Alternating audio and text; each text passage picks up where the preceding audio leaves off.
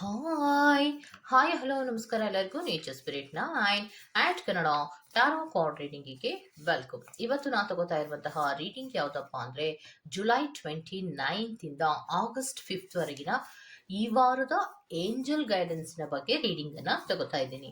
ಇದೆಲ್ಲವೂ ಕೂಡ in general ಆಗಿರೋದ್ರಿಂದ ನಿಮಗೆ ರೆಸೋನೇಟ್ ಆದರೆ ಮಾತ್ರ ತಗೊಳ್ಳಿ. ಹಾಗೇನೆ ಸ್ಕ್ರೀನ್ ಮೇಲೆ ಕಾಣ್ತಾ ಇರುವಂತಹ ಒಂದು ನಂಬರ್ ಅದು ಪರ್ಸನಲ್ ರೀಡಿಂಗಿನ ನಂಬರ್ ಆಗಿರುತ್ತೆ.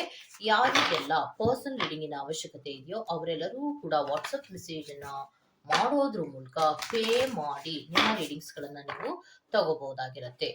ಓಕೆ, ಸೊ ರೀಡಿಂಗ್ಗಳನ್ನು ತಗೊಳ್ಳೋದಕ್ಕೆ ಮುಂಚಿತವಾಗಿ ನಿಮ್ಮ ಆಯ್ಕೆಗಳನ್ನ ಸೆಲೆಕ್ಟ್ ಮಾಡ್ಕೋಬೇಕು ಅಲ್ವಾ. ಸೊ ಅದಕ್ಕೋಸ್ಕರವಾಗಿಯೇ ಶಫ್ಲಿಂಗ್ ಕಾರ್ಡ್ಸ್ಗಳನ್ನ ತೆಗಿತಾ ಇರೋದು. ಓಕೆ, ಸೊ ಮೊದಲು ಏಂಜಲ್ಸ್ ಕಾರ್ಡಿನ ಮೂಲಕವಾಗಿಯೇ ಒಂದು ಕಾರ್ಡು, ಫೈಲ್ ನಂಬರ್ 1 ಅವರಿಗೆ ಒಂದು ಕಾರ್ಡು, ಫೈಲ್ ನಂಬರ್ 2 ಅವರಿಗೆ ಒಂದು ಕಾರ್ಡನ್ನು ಆಯ್ಕೆ ಮಾಡ್ತೀನಿ. ಇದು ಫೈಲ್ ನಂಬರ್ 1 ಅವರ ಕಾರ್ಡ್ ಆಗಿರುತ್ತೆ.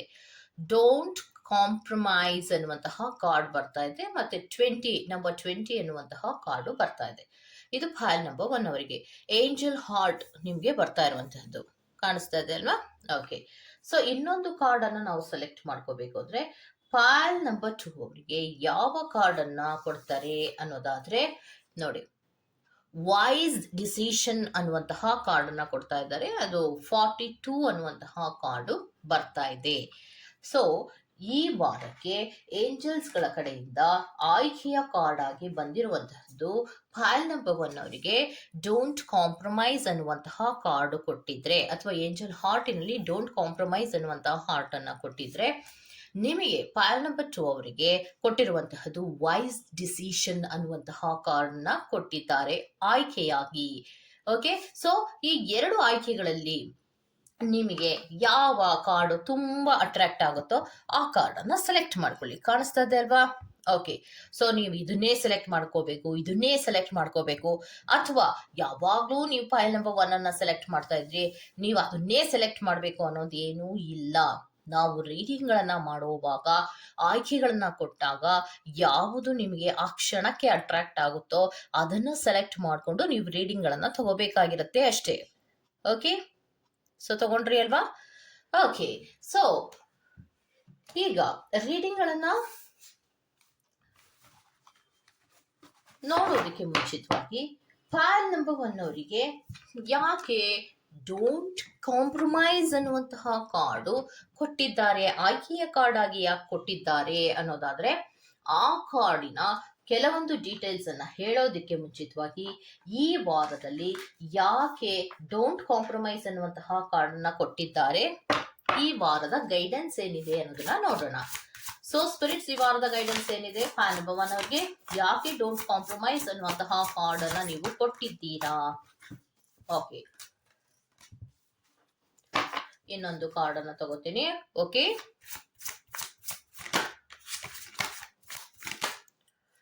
ಓಕೆ ನೋಡಿ, ಸೊ ಈ ವಾರಕ್ಕೆ ನಿಮಗೆ ಗೈಡೆನ್ಸ್ ಆಗಿ ನಾನು 3 ಕಾರ್ಡ್ಗಳನ್ನ ಪ್ಲಸ್ 1 ಆಯ್ಕೆಯ ಕಾರ್ಡ್ ಆಗಿ ತಗೊಂಡಿದ್ದೀನಿ. ಈ ಕಾರ್ಡ್ಗಳಿಗೂ ಬಂದಂತಹ 3 ಕಾರ್ಡ್ಗಳಿಗೂ ಮತ್ತು ಆಯ್ಕೆಯಾಗಿ ನಿಮಗೆ ಕೊಟ್ಟಂತಹ ಕಾರ್ಡಿಗೂ ಒಂದಕ್ಕೊಂದಕ್ಕೆ ಕನೆಕ್ಷನ್ಸ್ ಏನಾದ್ರೂ ಇದೆಯಾ ಅನ್ನೋದನ್ನ ಕೂಡ ನೋಡ್ತಾ ಹೋಗೋಣ. ಓಕೆ, ಸೊ ಮೊದಲನೆಯದಾಗಿ ನಿಮಗೆ ಬಂದಿರುವಂತಹದ್ದು ಬಿ ದ ರಿಯಲ್ ಯು. ನೀವು ನೀವಾಗಿರುವ ಪ್ರಯತ್ನವನ್ನ ಮಾಡಿ ಮುಖವಾಡವನ್ನ ಹಾಕೋಬೇಡಿ ಅಥವಾ ಚೇಂಜ್ ಆಗಬೇಡಿ ಅನ್ನೋದನ್ನ ಹೇಳ್ತಾ ಇದ್ದಾರೆ. ಯಾಕೆ ಅಂದ್ರೆ ಫೈಲ್ ನಂಬರ್ 1 ಅವರು ಕೆಲವೊಂದು ವಿಚಾರಗಳಲ್ಲಿ ತುಂಬಾ ಚೇಂಜಸ್ ನೀವು ಆಗಿದ್ದೀರಾ.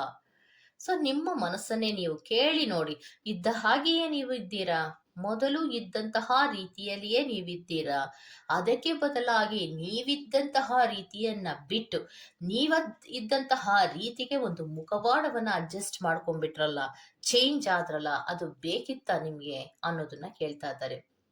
ಮತ್ತೆ ಧೈರ್ಯವಾಗಿ ಇರಬೇಕು ಅಂದ್ರೆ, ಫ್ರೀಡಮ್ ಆಗಿ ಇರಬೇಕು ಅಂದ್ರೆ, ಓಕೆ, ಸ್ವತಂತ್ರವಾಗಿ ನಾನು ಜೀವನವನ್ನ ಮಾಡಬೇಕು, ಸ್ವತಂತ್ರವಾಗಿರ್ಬೇಕು, ಧೈರ್ಯವಾಗಿರ್ಬೇಕು ಅಂದ್ರೆ ನೀನಾಗಿರುವ ಪ್ರಯತ್ನವನ್ನ ಮಾಡಿದ್ರೆ ಮಾತ್ರ ಸಾಧ್ಯ. ನೀನೇನೋ ಚೇಂಜ್ ಆಗೋದು ಅಥವಾ ಏನೋ ಮುಖವಾಡ ಹಾಕೊಂಡು ಬದುಕ್ತೀನಿ ಅನ್ನುವಂತಹ ರೀತಿಯಲ್ಲೇ ಬದುಕಿದ್ರೆ ಖಂಡಿತವಾಗಿಯೂ ಸಾಧ್ಯ ಇಲ್ಲ. ನಿನ್ನ ಬದುಕು ಅಂದರೆ ನೀನು ನೀನಾಗಿ ಇರುವಂತಹ ಪ್ರಯತ್ನವನ್ನು ಮಾಡಿದ್ರೆ ಮಾತ್ರ ಸಾಧ್ಯ ಅನ್ನೋದನ್ನ ಹೇಳ್ತಾ ಇದ್ದಾರೆ.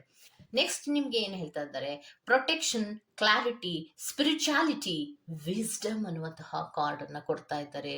Guidance angels white. ಪ್ರತಿ ಒಂದು ವಿಚಾರದ ಹೆಜ್ಜೆಗಳನ್ನು ಕೂಡ ನೀವು ದೇವರ ನಂಬಿಯೇ ಮುಂದಕ್ಕೆ ಹೋಗ್ತಾ ಇದ್ರೆ ತದನಂತರದಲ್ಲಿ ಸ್ವಲ್ಪ ಬದಲಾವಣೆಗಳನ್ನ ನಿಮ್ಮ ಲೈಫಿನಲ್ಲಿ ನೀವು ಮಾಡ್ಕೊಂಡ್ರಿ. ಸ್ಪಿರಿಚುಯಾಲಿಟಿಯ ವಿಚಾರದಲ್ಲಿ ಸ್ವಲ್ಪ ನೀವು ಕುಗ್ತಾ ಬಂದಿದ್ದೀರಾ ಕೆಲವೊಬ್ರು ಯೂನಿವರ್ಸಿನಲ್ಲಿ. ಯಾಕೆಂದ್ರೆ ಪ್ರೊಟೆಕ್ಷನ್ಸ್ ಅನ್ನೋದು ಯಾವಾಗ್ಲೂ ಕೂಡ ನಿಮ್ಗೆ ಏಂಜಲ್ಸ್ಗಳ ಕಡೆಯಿಂದಲೇ ಬರಬೇಕು, ಅಥವಾ ಸ್ಪಿರಿಟ್ಸ್ಗಳ ಕಡೆಯಿಂದಲೇ ಬರಬೇಕು, ಅಥವಾ ಕ್ಲಾರಿಟಿ ಆಗಲಿ. ಕೆಲವೊಂದು ವಿಚಾರಗಳಲ್ಲಿ ಗೊಂದಲಗಳಿತ್ತು, ಆ ಗೊಂದಲಗಳಿಗೆ ಕ್ಲಾರಿಟಿಗಳು ಏಂಜಲ್ಸ್ಗಳು ಅಥವಾ ಸ್ಪಿರಿಟ್ಸ್ಗಳ ಕಡೆಯಿಂದಲೇ ಬರ್ತಾ ಇದ್ದಿದ್ದು. ಸ್ಪಿರಿಚುಯಾಲಿಟಿಯ ಕಡೆಗೆ ನೀವು ಗಮನವನ್ನ ಕೊಡದೆ ಮಾಸ್ಕ್ ಹಾಕೊಂಡು ಕೆಲವೊಂದು ದಿನಗಳು ನೀವೇನು ಕಳೆದ್ರಲ್ಲ ಅದು ಬೇಡ ಅನ್ನೋದನ್ನ ಹೇಳ್ತಾ ಇದ್ದಾರೆ. ಓಕೆ, ಸೊ ಯಾವುದೇ ವಿಚಾರಕ್ಕೆ ಕ್ಲಾರಿಟಿ ಬೇಕು ಅಂದ್ರೆ ವೈಟ್ ಶೀಟ್ ತರ ಇರಬೇಕು. ಇಲ್ಲಿ ನೋಡಿ, ವೈಟ್ ಏಂಜಲ್ ಕಾಣಿಸ್ತಾ ಇದ್ದಾರೆ. ವೈಟ್ ಇಲ್ಲಿ ಇವರ ಫೆದರ್ ಅಷ್ಟೇ ಕಾಣಿಸ್ತಾ ಇದ್ದಾರೆ ಹೊರತು ವೈಟ್ ಏಂಜಲ್ ಇದು. ಸೊ ಫೆದರ್ ಕಾಣಿಸ್ತಾ ಇದೆ ಅಂದ್ರೆ ಯಾವಾಗ್ಲೂ ಕೂಡ ವೈಟ್ ಅನ್ನೋದು ಪರಿಶುದ್ಧತೆಯ ಸಂಕೇತ ಆಗಿರೋದ್ರಿಂದ ನಾವು ಪರಿಶುದ್ಧವಾಗಿರುವ ಪ್ರಯತ್ನವನ್ನ ಮಾಡಬೇಕು. ಆಗ ನಮ್ಮ ಜೀವನದಲ್ಲಿ ಯಾವುದೇ ರೀತಿಯ ಗೊಂದಲಗಳಾಗ್ಲಿ ಅಥವಾ ಅಸ್ಥಿರತೆಗಳಾಗ್ಲಿ ಇರೋದಿಲ್ಲ, ಅಥವಾ ಫ್ರೀಡಮ್ ಅನ್ನ ಕಳ್ಕೊಳ್ಳುವಂತಹದ್ದು, ಯಾರದೋ ಒಂದು ಮಾತನ್ನ ಕೇಳಿ ಮುಂದುವರಿಬೇಕಾಗಿರುವ ಸಂದರ್ಭಗಳೇನು ಬರೋದಿಲ್ಲ ಅಲ್ವಾ ಅನ್ನುವಂತಹ ಗೈಡೆನ್ಸ್ ಅನ್ನ ಕೊಡ್ತಾ ಇದ್ದಾರೆ. ನೆಕ್ಸ್ಟ್ ಕಾರ್ಡಿನಲ್ಲಿ ನಿಮ್ಗೆ ಕೊಡ್ತಾ ಇರುವಂತಹದ್ದು ಚಾನೆಲ್ ಲೈಟ್ ಗ್ರೀನ್ ಅನ್ನುವಂತಹ ಕಾರ್ಡ್ ಬರ್ತಾ ಇದೆ. ಅಂದ್ರೆ ಹ್ಯಾಪಿನೆಸ್, ಎನರ್ಜಿ, ಹೋಪ್ ಅನ್ನುವಂತಹ ಕಾರ್ಡ್ ಬರ್ತಾ ಇದೆ. ಹ್ಯಾಪಿನೆಸ್, ಎನರ್ಜಿ, ಹೋಪ್ ಅನ್ನುವಂತಹ ಕಾರ್ಡ್ ಬರ್ತಾ ಇದೆ ಅಂದ್ರೆ ನಿಮ್ಮ ಹಿಂದೆ ಏಂಜಲ್ಸ್ಗಳಾಗ್ಲಿ, ಸ್ಪಿರಿಟ್ಸ್ಗಳಾಗ್ಲಿ, ನೀವು ನಂಬುವಂತಹ ದೇವರುಗಳಾಗ್ಲಿ ಇರಬೇಕು ಅಂದ್ರೆ ನೀವು ನೀವಾಗಿದ್ದಾಗ ಮಾತ್ರವೇ ಸಾಧ್ಯ. ಸೊ ನೋಡಿ, ನಮ್ಮ ಜೀವನದಲ್ಲಿ ಕೆಲವೊಂದು ವಿಚಾರಗಳಿಗೆ ಕೆಲವೊಂದು ವ್ಯಕ್ತಿಗಳ ಬಳಿಯಲ್ಲಿ ಮುಖವಾಡವನ್ನ ಹಾಕೊಂಡು ಬದುಕ್ತೀವಿ. ಇಷ್ಟ ಇಲ್ಲದ ರೀತಿಯಲ್ಲಿ ನಾವು ಬದುಕ್ತಾ ಇರ್ತೀವಿ. ಅದು ಸರಿ ಇಲ್ಲ ಅಂದ್ರೂ ಕೂಡ ಕೆಲವೊಮ್ಮೆ ಅದೇ ನಮಗೆ ಪ್ರೊಟೆಕ್ಷನ್ ಅನ್ನುವಂತಹ ರೀತಿಯಲ್ಲಿ ನಾವೇನು ಬದುಕ್ತೀವಲ್ಲ ಆ ಬದುಕು ನಮ್ಗೆ ಫ್ರೀಡಮ್ ಅನ್ನ ಕೊಡುತ್ತಾ, ಆತ್ಮ ಸಾಕ್ಷಿಯನ್ನ ಪದೇ ಪದೇ ಚುಚ್ಚುತ್ತೆ ಅಲ್ವಾ. ಸೊ ನೀವು ಮಾಡ್ತಾ ಇರೋ ತಪ್ಪು ಆದ್ರೂ ಈ ತಪ್ಪನ್ನ ಮಾಡ್ತಾ ಇದೀಯಾ ಅಂತ ಅದನ್ನೇ ಸ್ಪಿರಿಟ್ಸ್ಗಳು ಹೇಳ್ತಾ ಇರೋದು. ನೀವು ಯಾವಾಗ್ಲೂ ಕೂಡ ಸ್ಪಿರಿಟ್ಸ್ಗಳ ಜೊತೆಯಲ್ಲಿಯೇ ಇರುವಂತಹ ಪ್ರಯತ್ನವನ್ನ ಮಾಡ್ತಿದ್ದಂತಹ ನೀನು ಇದ್ದಕ್ಕಿದ್ದ ಹಾಗೆ ಕೆಲವೊಂದು ವಿಚಾರಗಳಲ್ಲಿ ಚೇಂಜಸ್ ಅನ್ನ ಮಾಡ್ಕೊಂಡೆ. ಯಾವಾಗ ನೀನು ಚೇಂಜಸ್ ಅನ್ನ ಮಾಡ್ಕೊಂಡ್ಯೋ ನಿನ್ನಲ್ಲಿ ಪರಿಶುದ್ಧತೆ ಅನ್ನೋದು ಕಡಿಮೆ ಆಗ್ತಾ ಹೋಗ್ತು. ನಾವು ಯಾವಾಗ ನಮ್ಮ ಮನಸ್ಸಿನಲ್ಲಿ ನಿಷ್ಕಲ್ಮಶತೆಯಿಂದ ಇರ್ತೀವೋ ಆಗ ನಮಗೆ ಯಾವಾಗಲೂ ಕೂಡ ಸ್ಪಿರಿಟ್ಸ್ಗಳಾಗ್ಲಿ, ದೇವರುಗಳಾಗ್ಲಿ ಅಥವಾ ಏಂಜಲ್ಸ್ಗಳಾಗ್ಲಿ ಸಪೋರ್ಟಿಗೆ ಬರ್ತಾರೆ. ನಾವು ಪರಿಶುದ್ಧತೆಯಿಂದ ಆಚೆ ಬರ್ತೀವೋ, ಅಶುದ್ಧವಾಗ್ತೀವೋ ಆಗ ನಮಗೆ ಯಾರ ಸಪೋರ್ಟ್ ಖಂಡಿತವಾಗಿಯೂ ಸಿಗೋದಿಲ್ಲ. ಆ ತರಹದ ಕೆಲವೊಂದು ಮೂಮೆಂಟ್ಸ್ಗಳು ಫೈಲ್ ನಂಬರ್ 1 ಅವರ ಬಳಿಯಲ್ಲಿ ಆಗಿರುವಂತಹ ಸಾಧ್ಯತೆಗಳು ಇರುತ್ತೆ. ನಿಮ್ಮನ್ನೇ ನೀವು ಪ್ರಶ್ನೆ ಮಾಡ್ಕೊಳ್ಳಿ. ನೀವೇನು ನನಗೆ ಕಾಮೆಂಟ್ ಅನ್ನ ಹಾಕೋ ಅಗತ್ಯ ಇಲ್ಲ, ಅಥವಾ ನಿಮ್ಗೇನೋ ನೋವಾಯ್ತು ಅಥವಾ ನಾನು ಆ ರೀತಿ ಏನಿಲ್ಲ. No, never. ಕೆಲವೊಬ್ರಂತೂ ಇದ್ದಂತಹ ರೀತಿಗಿಂತ ತುಂಬಾ ಬದಲಾವಣೆಯಾಗಿ ಸ್ಪಿರಿಚುಯಾಲಿಟಿಯಿಂದ ದೂರ ಹೋಗಿ ಮುಖವಾಡದ ಬದುಕನ್ನ ಬದುಕಿ ಯಾವಾಗ ತಮ್ಮ ಜೀವನದಲ್ಲಿ ಗೊಂದಲಗಳು ಆಗ್ತಾ ಹೋಯ್ತೋ ಆಗ ನೀವು ಮತ್ತೆ ಸ್ಪಿರಿಚುಯಾಲಿಟಿಯ ಕಡೆಗೆ ಟರ್ನ್ ಆಗಿರುವಂತಹ ಸಾಧ್ಯತೆಗಳಿದೆ. ಅದಕ್ಕೆ ನಿಮ್ಗೆ ಹೇಳ್ತಾ ಇರೋದು, ಡೋಂಟ್ ಕಾಂಪ್ರಮೈಸ್. ಯಾವುದೋ ವಿಚಾರಕ್ಕೆ ತಾಳೆ ಹಾಕಿ ಕಾಂಪ್ರಮೈಸ್ ಮಾಡೋ ಪ್ರಯತ್ನವನ್ನ ಮಾಡಬೇಡಿ. ಯಾಕೆ ಅಂದ್ರೆ ಸ್ಪಿರಿಟ್ಸ್ಗಳು ಅವರ ಪ್ರೀತಿಯನ್ನ ಪಡ್ಕೊಳ್ಳೋದು, ದೇವರ ಪ್ರೀತಿಯನ್ನ ಪಡ್ಕೊಳ್ಳೋದು, ದೇವರಲ್ಲಿ ಒಂದು ಎನರ್ಜೀಸ್ಗಳನ್ನ ಪಡ್ಕೊಳ್ಳೋದು ಅಷ್ಟೊಂದು ಈಸಿ ಕೆಲಸ ಎಲ್ಲರಿಗೂ ಅಲ್ಲ. ನಿಮ್ಗೆ ಕೆಲವೊಂದು ರೀತಿಯ ಪ್ರೊಟೆಕ್ಷನ್ಸ್ ಅನ್ನ ಸಿಗ್ತಾ ಇದ್ದಾಗ, ನಿಮ್ಮ ಲೈಫಿನಲ್ಲಿ ಕ್ಲಾರಿಟಿಗಳು ಸಿಗ್ತಾ ಇದ್ದಾಗ ಅವರನ್ನೇ ನಂಬಿ ನೀವು ಬದುಕುವಾಗ ಯಾವುದೇ ರೀತಿಯ ತೊಂದರೆಗಳು ಕೂಡ ಇರಲ್ಲ. ಸೊ ಯಾವಾಗ ಯಾವುದೇ ರೀತಿಯ ತೊಂದರೆಗಳು ನಿಮ್ಮಲ್ಲಿ ಇರೋದಿಲ್ವೋ ಆಗ ಅವರನ್ನು ಬಿಟ್ಟು ದೂರ ಹೋಗುವಂತಹ ಅಥವಾ ಕೆಲವೊಂದು ವಿಚಾರಗಳಿಗೆ ಆಕರ್ಷಿತರಾಗಿ ಸ್ಪಿರಿಚುಯಾಲಿಟಿಯನ್ನ ಬಿಟ್ಟು ದೂರ ಹೋಗುವಂತಹ ಪ್ರಯತ್ನಗಳನ್ನ ಏನ್ ಮಾಡ್ತಾ ಇರ್ತಿರಲ್ಲ ಆ ಕಾಂಪ್ರಮೈಸ್ ಅನ್ನ ಮಾಡ್ಕೋಬೇಡಿ. ಅದಕ್ಕೆ ಹೇಳ್ತಾ ಇರೋದು, ಈ ಕಾರ್ಡಿನ ಒಂದು ಡೀಟೇಲ್ಸ್ ಅನ್ನ ಹೇಳ್ತೀನಿ. ಈ 3 ಕಾರ್ಡಿಗೂ ಇದಕ್ಕೂ ಏನ್ ಸಂಬಂಧ ಅನ್ನೋದಾದ್ರೆ, ಡೋಂಟ್ ಕಾಂಪ್ರಮೈಸ್. ಯಾಕಂದ್ರೆ ಯಾವಾಗ್ಲೂ ಕೂಡ ಬೌಂಡ್ರೀಸ್ ಅನ್ನ ಹಾಕೋಬೇಕಾಗತ್ತೆ. ನಮ್ಮ ಲೈಫಿನಲ್ಲಿ ನಮ್ಮದೇ ಆದ ಕೆಲವು ಬೌಂಡ್ರೀಸ್ ಗಳನ್ನ ನಾವು ಹಾಕೋಬೇಕಾಗತ್ತೆ. ನಾವು ಬೌಂಡ್ರೀಸ್ ಗಳನ್ನ ಹಾಕೋಬೇಕು ಅನ್ನೋದಾದ್ರೆ ನಾವು ಬಿ ಅಸರ್ಟಿವ್, ತುಂಬಾ ದೃಢವಾಗಿರ್ಬೇಕು. ಚಂಚಲವಾದಂತಹ ಮನಸ್ಸಿನಿಂದ ದೇವರನ್ನ ಹೊಂದಿಸ್ಕೊಳ್ಳುವಂತಹ ಪ್ರಯತ್ನವನ್ನ ಮಾಡಿದ್ರೆ ಖಂಡಿತವಾಗಿಯೂ ಅದು ಸಾಧ್ಯ ಇಲ್ಲ. ಅಥವಾ ದೇವರ ಹತ್ತಿರ ಮುಖವಾಡದ ರೀತಿಯಲ್ಲಿ ಬದುಕ್ತಾ ಇದ್ರೂ ಕೂಡ ಅವರನ್ನ ಹೋಲಿಸ್ಕೊಳ್ಳೋದಕ್ಕೆ ಸಾಧ್ಯ ಇಲ್ಲ. ಕೆಲವೊಮ್ಮೆ ನೀವು ಆ ಕೆಲವೊಂದು ಚಿಕ್ಕ ಪುಟ್ಟ ತಪ್ಪುಗಳನ್ನ ಮಾಡಿರ್ತೀರಾ. ಯಾವಾಗ್ಲೂ ಕೂಡ ಧೈರ್ಯವಾಗಿ ಇರಬೇಕು.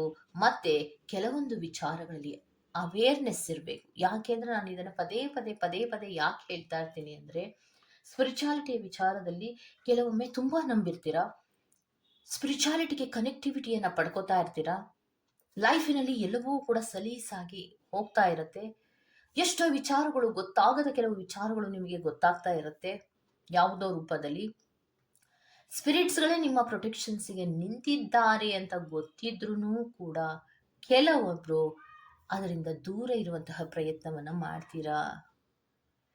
ಅದರಿಂದ ದೂರ ಇರುವಂತಹ ಪ್ರಯತ್ನಗಳನ್ನ ಮಾಡ್ತೀರಾ. ತದನಂತರದಲ್ಲಿ ನಿಮಗೆ ಒಂದು ವೇಕಪ್ ಕಾಲ್ ಅನ್ನುವಂತಹ ರೀತಿಯಲ್ಲಿ ಕೆಲವೊಂದು ರೀತಿಯ ಸೂಚನೆಗಳು ಸಿಗ್ತಾ ಇರತ್ತೆ. ಬೇಡ, ಆ ಕೆಲಸವನ್ನ ಮಾಡಬೇಡ, ಅದರಿಂದ ನಿನ್ಗೇನು ಲಾಭಗಳಿಲ್ಲ, ಅದರಿಂದ ನಿನಗೆ ಬೇಚಾರ ಆಗತ್ತೆ, ನೋವುಗಳಾಗತ್ತೆ, ಟೈಮ್ ವೇಸ್ಟ್ ಆಗತ್ತೆ, ಲಾಸಸ್ಗಳಾಗತ್ತೆ ಅಂತ ಹೇಳಿದ್ರು ಕೂಡ ಕೆಲವೊಮ್ಮೆ ನಾವು ಕೆಲವೊಂದು ವಿಚಾರಗಳ ಬೌಂಡ್ರೀಸ್ ಅನ್ನ ದಾಟಿ ಮುಂದೆ ಬಂದಿರ್ತೀವಿ.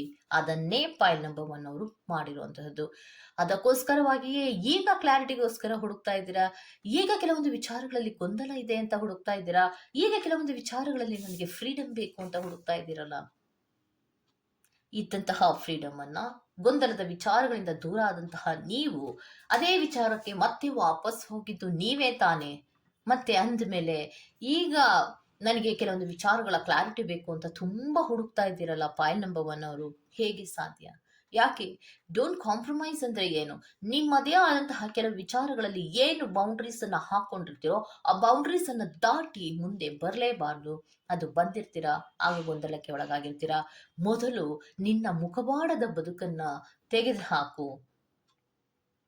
ಯಾರಿಗೆ ಗೊತ್ತಾಗ್ಲಿಲ್ಲ ನೀವು ಮುಖವಾಡವನ್ನ ಹಾಕೊಂಡು ಜೀವನವನ್ನ ಮಾಡ್ತಾ ಇರೋದು, ಅಥವಾ ಕೆಲವೊಂದು ವಿಚಾರಗಳಲ್ಲಿ ಸುಳ್ಳನ್ನ ಹೇಳ್ತಾ ಇರೋದು, ಅಥವಾ ಕೆಲವೊಂದು ವಿಚಾರಗಳಲ್ಲಿ ನೀವೇನೋ ಮುಂದಕ್ಕೆ ಈ ಹೆಜ್ಜೆ ಇಡಬೇಕಾದವರು ತನ್ನದೇ ಆದಂತಹ ಆಲೋಚನೆಗಳನ್ನ ಮಾಡಿ ಹಿಂದಕ್ಕೆ ಹೆಜ್ಜೆಯನ್ನ ಏನ್ ಇಡ್ತಾ ಇರ್ತೀರೋ ಆ ಬದುಕು ಬದುಕೇ ಅಲ್ಲ ಅಲ್ವಾ? ಯಾಕಂದ್ರೆ ಎಲ್ಲ ಸತ್ಯಗಳು ಸ್ಪಿರಿಟ್ಸ್ಗಳಿಗೆ ಗೊತ್ತಾಗುವಾಗ ಈ ಮುಖವಾಡ ಅನ್ನೋದರ ಅವಶ್ಯಕತೆ ಇದೆಯಾ? ಬಿಡಿ. ಅದೆಲ್ಲವನ್ನ ಬಿಟ್ಟು ನೀವು ನೀವಾಗಿರಿ. ಆಗ ಮಾತ್ರ ನಿಮ್ಮ ಮನಸ್ಸಿನಲ್ಲಿ ಪ್ಯೂರಿಟಿ ಅನ್ನೋದು ಸಿಗುತ್ತೆ. ಏಂಜಲ್ಸ್ಗಳ ಸಪೋರ್ಟ್ ಅನ್ನೋದು ಕೂಡ ಸಿಗುತ್ತೆ. ಆಗ ಮಾತ್ರ ನಿನ್ನ ಬದುಕಿನಲ್ಲಿ ಒಂದು ಗ್ರೀನರಿ ಅನ್ನೋದು ಬರೋದಕ್ಕೆ ಸಾಧ್ಯ. ನೋಡಿ, ಲೈಫಿನಲ್ಲಿ ಒಂದು ಸಮೃದ್ಧಿ ಬರಬೇಕು, ನಮ್ಮನ್ನ ಪ್ರೊಟೆಕ್ಷನ್ ಆಗಿರ್ಬೇಕು, ನಾವು ಲಾಭಗಳಲ್ಲೇ ಇರಬೇಕು, ಯಾರು ನಮ್ಮನ್ನ ಮೋಸ ಮಾಡಬಾರ್ದು, ಯಾರಿಂದಲೂ ನಮಗೆ ಮೋಸ ಆಗಬಾರ್ದು, ಯಾವುದೇ ಕೆಟ್ಟದ್ದಾಗಬಾರ್ದು ಅಂದ್ರೆ ನಾವು ನಾವಾಗಿರ್ಬೇಕು, ಸತ್ಯವಾಗಿರ್ಬೇಕು, ಮುಖವಾಡದ ಬದುಕನ್ನ ಬಿಡಬೇಕು ಅನ್ನೋದನ್ನೇ ಹೇಳ್ತಾ ಇದ್ದಾರೆ. ಇದು ಯಾಕೆ ಇದಿಷ್ಟು ರೀತಿಯಲ್ಲಿ ಡೀಟೇಲ್ಸ್ ಅನ್ನ ಫೈಲ್ ನಂಬರ್ 1 ಅವರಿಗೆ ಕೊಡ್ತಾ ಇದ್ದಾರೆ? ಇನ್ನೊಂದು ಕಾರ್ಡ್ ಅನ್ನ ತಗೊಂಡ್ಬಿಡೋಣ. ಓಕೆ, ಸೊ ಯಾಕೆ ಇಷ್ಟೊಂದು ಡೀಟೇಲ್ಸ್ ಅನ್ನ ಯಾಕೆ ಕೊಡ್ತಾ ಇದ್ದೀರಾ ಸ್ಪಿರಿಟ್ಸ್ ಏಂಜಲ್ ಗೈಡೆನ್ಸ್ ಅಲ್ಲಿ? ಇಷ್ಟೊಂದು ಯಾಕೆ ಮುಖವಾಡದ ಬದುಕು ಬೇಡ ನಿನಗೆ ಅಂತ ಯಾಕೆ ಪದೇ ಪದೇ ನೀವು ಹೇಳುವಂತಹ ಕಾರಣ ಏನು ಏನು ಅನ್ನೋದಾದ್ರೆ, ಅಲೈನ್ಮೆಂಟ್. ಜೀವನದಲ್ಲಿ ಕೆಲವೊಂದು ಅಲೈನ್ಮೆಂಟ್ಗಳನ್ನೋದು ಬೇಕೇ ಬೇಕು. ಅಡ್ಯಾಪ್ಟಬಲ್ ಮಾಡ್ಕೋಬೇಕು. ಅಲೈನ್ಮೆಂಟ್ ಹೀಗೆ ಆಗ್ಬೇಕು, ಹೀಗೆ ಇರಬೇಕು, ಹೀಗೆ ಹೋಗ್ಬೇಕು ಅನ್ನೋದು ಒಂದು ಅಲೈನ್ಮೆಂಟ್. ಹೌದಲ್ವಾ? ಯಾವುದೇ ರೀತಿಯ ಪ್ಲಾನಿಂಗ್ಗಳಿಲ್ಲದೆ ಬದುಕನ್ನ ಹೇಗೆ ಸಾಗಿಸೋದಕ್ಕೆ ಆಗೋದಿಲ್ವೋ ಹಾಗೇನೆ ನಿನ್ನ ಜೀವನದಲ್ಲಿ ಒಂದು ಪ್ಲಾನಿಂಗ್ ಇರಬೇಕು, ಅಲೈನ್ಮೆಂಟ್ ಇರಬೇಕು. ಎಷ್ಟೇ ಕಷ್ಟ ಆದ್ರೂ ಅದನ್ನ ಅಡ್ಯಾಪ್ಟ್ ಮಾಡ್ಕೊಳ್ಳುವಂಥದ್ದು ಇರಬೇಕು. ಆಗ ಮಾತ್ರ ನೀವು ಸೋಲ್ಫುಲ್ ಆಗಿ ಆತ್ಮದ ಪರಿಶುದ್ಧತೆಯಲ್ಲಿ ಇರೋದಕ್ಕೆ ಸಾಧ್ಯ ಆಗತ್ತೆ. ಆವಾಗ ಮಾತ್ರ ನೀವು ಸ್ಪಿರಿಚುಯಾಲಿಟಿಯ ಕನೆಕ್ಟ್ ಅನ್ನ ತಗೊಳ್ಳೋಕೆ ಸಾಧ್ಯ ಆಗತ್ತೆ. ಇಲ್ಲಾಂದ್ರೆ ಖಂಡಿತವಾಗಿಯೂ ನಿಮಗೆ ಸ್ಪಿರಿಚುಯಾಲಿಟಿಯ ಕನೆಕ್ಟಿವಿಟಿ ಸಿಗೋದಕ್ಕೆ ಸಾಧ್ಯವೇ ಇಲ್ಲ. ಫೈಲ್ ನಂಬರ್ 1 ಅವರಿಗೆ ಪದೇ ಪದೇ ನಾನು ಯಾಕೆ ಹೇಳ್ತಾ ಇದ್ದೀನಿ ಅನ್ನೋದಾದ್ರೆ, ಸ್ಪಿರಿಚುಯಾಲಿಟಿಯ ವಿರುದ್ಧವಾಗಿ ನಿಂತ್ಕೊಳ್ಳೋದು, ನೆಗ್ಲೆಕ್ಟ್ ಅನ್ನ ಮಾಡೋದು, ಅಥವಾ ನೀವೇ ನಿಮ್ಮ ಜೀವನದಲ್ಲಿ ಕೆಲವೊಂದು ಅಶುದ್ಧ ಅನ್ನೋದಕ್ಕಿಂತ ಕೆಟ್ಟ ಕೆಲಸವನ್ನ ಮಾಡ್ತಾ ಇದ್ದೀನಿ, ಸುಳ್ಳು ಹೇಳ್ತಾ ಇದ್ದೀನಿ, ಅಥವಾ ಮೋಸವನ್ನ ಯಾರಿಗೋ ಮಾಡ್ತಾ ಇದ್ದೀನಿ, ಮೇಲಿಂದ ಮೇಲೆ ಸುಳ್ಳನ್ನ ಹೇಳ್ತಾ ಇದ್ದೀನಿ ಅಂದ್ರೆ ನೀವು ಹೇಳುವಂತಹ ಸುಳ್ಳು ಎದುರಿಗಿರುವಂತಹ ವ್ಯಕ್ತಿಗೆ ಗೊತ್ತಾಗದೆ ಇರಬಹುದು. ಬಿಕಾಸ್ ಆ ವ್ಯಕ್ತಿ ಏನು ನೀವು ಮಚ್ಚಟದ ವಿಚಾರಗಳು ಆ ವ್ಯಕ್ತಿಗೇನೋ ಗೊತ್ತಾಗದೆ ಇರಬಹುದು. ಆದ್ರೆ ಸ್ಪಿರಿಟ್ಸ್ಗಳಿಗೆ ಗೊತ್ತಾಗುತ್ತೆ ಅಲ್ವಾ, ಅವರು ನೋಡ್ತಾರೆ ಅಲ್ವಾ. ಕೆಲವೊಬ್ಬರಿಗಂತೂ ನೀವು ಹೇಳುವಂತಹ ಸುಳ್ಳುಗಳು ಅಥವಾ ನೀವು ಮಾಡುವಂತಹ ಮೂಮೆಂಟ್ಸ್ಗಳು, ಪ್ರತಿ ಒಂದರ ಮೂಮೆಂಟ್ಸು ಕೂಡ ಕೆಲವೊಬ್ಬರಿಗೆ ಅರ್ಥ ಆಗ್ತಾ ಇರುತ್ತೆ. ಸೊ ಅದೇನನ್ನೋ ಹೇಳದೆ ಸುಮ್ಮನೆ ಯಾಕೆ ಇರ್ತಾರೆ ಅನ್ನೋದಾದ್ರೆ, ನಿಮ್ಮ ದಾರಿಗೆ ಅಡ್ಡ ಬರಬಾರ್ದು.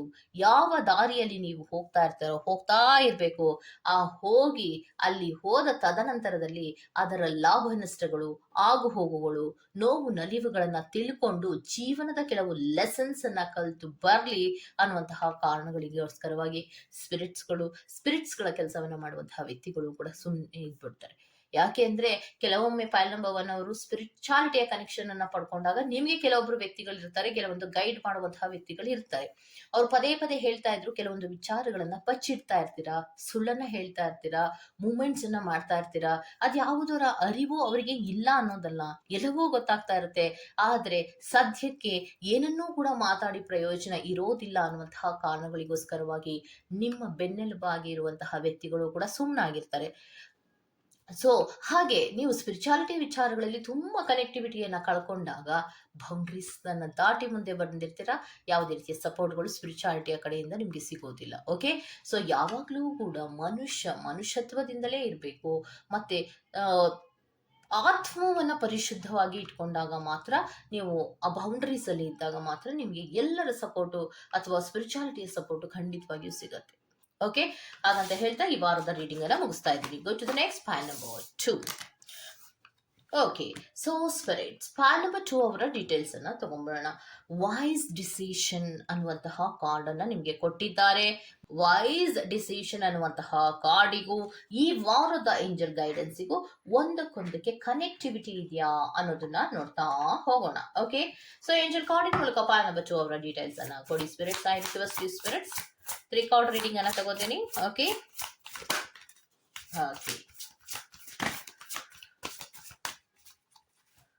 ಒಂದು ಕಾರ್ಡ್ ಬಂದಿದೆ. Very good. ಓಕೆ, ನನಗಿಷ್ಟು ಕಾರ್ಡ್ಗಳು ಸಾಕಾಗಿದೆ.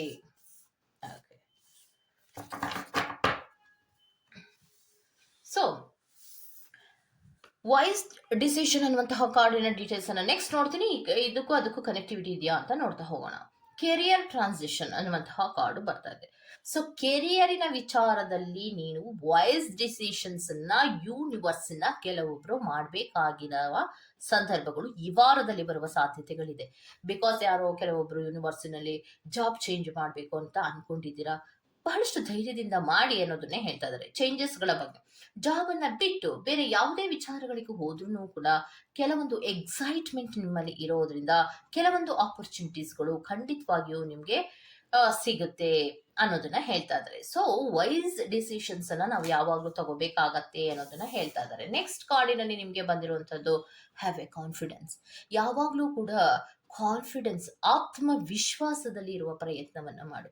ಏನೇ ಆಗ್ಲಿ ನಿನ್ನಲ್ಲಿ ಸ್ಟ್ರೆಂತ್ ಇದೆ ಅಲ್ವಾ, ಬ್ಯಾಲೆನ್ಸ್ ಅನ್ನ ಮಾಡ್ತೀಯಾ ಅಲ್ವಾ, ಸೊ ಎಲ್ಲದಕ್ಕೂ ಪ್ರಿಪೇರ್ ಆಗಿದ್ಯಾ ಅಲ್ವಾ, ಮತ್ತೆ ಭಯ ಯಾಕೆ? ಈಗ ಫಾರ್ ಎಕ್ಸಾಂಪಲ್ ಈ ಒಂದು ಹುಡುಗಿಯನ್ನ ನೋಡಿ. ಈ ಹುಡುಗಿ ಈ ಕಂಬಿಯ ಮೇಲೆ ಬ್ಯಾಲೆನ್ಸ್ ಅನ್ನ ಮಾಡ್ತಾ ಇದ್ದಾಳೆ, ಹೌದಲ್ವಾ. ಸೊ ಒಂದು ಕಡ್ಡಿಯಲ್ಲಿ 2 ಸಮ ಪ್ರಮಾಣದಲ್ಲಿ ಭಾರಗಳಿದೆ. ಆ ಭಾರವನ್ನ ಹಿಡಿದು ಬ್ಯಾಲೆನ್ಸ್ ಅನ್ನ ಮಾಡಿ ಅವರು ನಡೀತಾ ಬರಬೇಕು. ಹಾಗೆ ನಿಮ್ಮ ಲೈಫಿನಲ್ಲಿಯೂ ಕೂಡ ಬ್ಯಾಲೆನ್ಸ್ ಅನ್ನ ಮಾಡಬೇಕು. ಬ್ಯಾಲೆನ್ಸ್ ಅನ್ನೋದು ಯಾವಾಗ ಆಗತ್ತೆ ಅಂದ್ರೆ ಆತ್ಮವಿಶ್ವಾಸ ಇದ್ದಾಗ ಮಾತ್ರವೇ ಬ್ಯಾಲೆನ್ಸ್ ಆಗೋದಲ್ವಾ. ಈ ಕಮ್ಮಿ ಮೇಲೆ ನಡೆಯೋದು ಅಷ್ಟೊಂದು ಈಸಿನ? ಯಾರಾದ್ರೂ ಈ ಪ್ರಯತ್ನಗಳನ್ನ ಮಾಡದೆ ಅಥವಾ ಇದು ಯಾವುದೇ ಆತ್ಮವಿಶ್ವಾಸ ಇಲ್ಲದೆ ಒಂದು ಹುಡುಗಿಯನ್ನ ಈ ಕಂಬಿಯ ಮೇಲೆ ನಡ್ಸಕ್ಕಾಗತ್ತಾ?